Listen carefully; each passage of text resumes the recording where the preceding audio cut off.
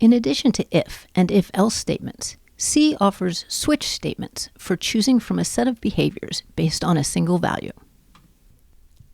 This is the syntax of a switch statement. It is using the expression at the top to choose one of the cases below. Each case has a constant that is the value it should be used for. The expression in the parentheses is evaluated one time, and then it is matched against the constants in the case statements. If it matches one, it jumps to the statement that the case labels. If none of the cases match, it jumps to the default case if you have one. If you don't, it just skips the whole switch statement. Notice that default can be anywhere in the list, but coding conventions say to put it last. That seems like a pretty simple statement, but there are some details to be concerned about. For example, notice those break statements? They are really important. So switch jumps to a label based on the value in the expression. Then it executes until it sees a break statement. When it hits that, it jumps to the statement following the switch statement. Let's look at that in a little more detail with this example. If P is 13, it will jump to the case for 13, print saw 13, and end the switch at the break statement. Similarly, if P is 42, it will jump to the case for 42, print magic, and end the switch at the break statement. Those cases show how people usually want the cases to work. However, when P is 15, it will jump to that case, output saw 15, output magic, and then end the switch at the break statement. Notice that it didn't care that we had a label for case 42 in there. It just kept executing statements until it saw the break statement. You might ask why they do this. Sometimes more than one value should cause the same behavior. In this example, 14 and 31 are both supposed to output saw strange. Since the case for 14 runs past other labels, we get the behavior we want.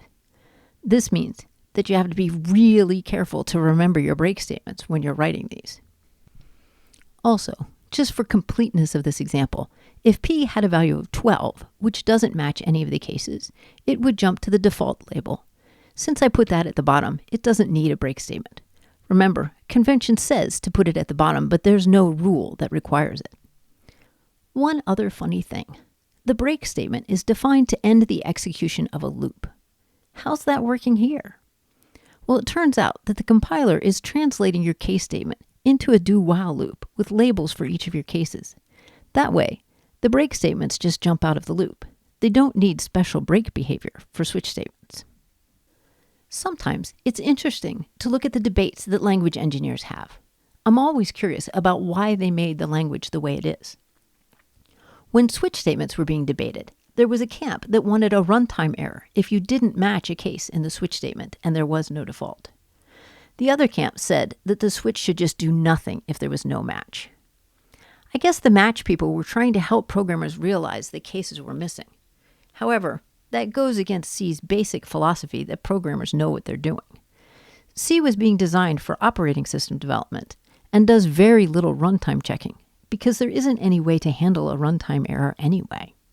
So in this case, the match camp lost, and switch will just do nothing if none of the cases match the expression. So when you use switch statements, here are some things you should think about. First, remember that any statement can be labeled and jumped to, so you can create some pretty convoluted behavior inside a switch statement.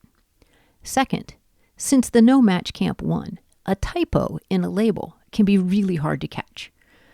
When the value you want happens, the switch just doesn't do anything. Clearly, this is not a place where you want hard-coded constants, and enumeration might be a good choice if you can. Finally, cases fall through if you forget the break statement. Research says that falling through is wrong almost always, but that's the default behavior. Hand check your cases for breaks every time you touch a switch statement.